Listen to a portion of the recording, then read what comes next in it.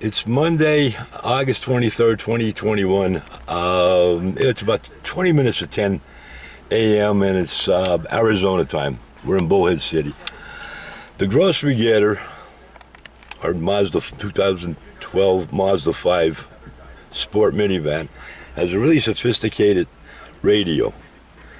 Turn it on here. And while it's coming up, it even comes with this remote control.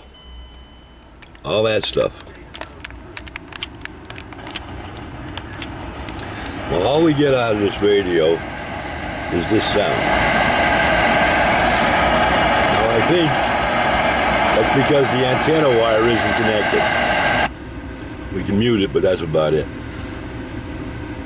Anyway, to get to the antenna, I watched the video on YouTube about removing this. It comes up very easily at the top, but you watch the wires underneath because that's for the emergency flashes and the clock set buttons. Okay, so I had thought that this was a thin unit, and then I'd be able to just look behind and see if the antenna cable was connected or not. No, that's not how it's working out. I've already got one screw out of this guy. I had to pop this cover off.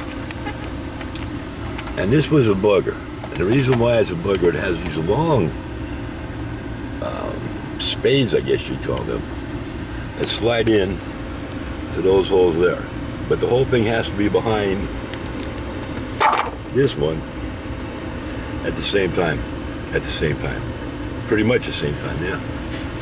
Alright, so that's it for this video. And I'm going to pull the radio out the rest of the way and see if I can, well, not see if I can see the antenna wire. I will be able to see if the antenna cable is connected or not.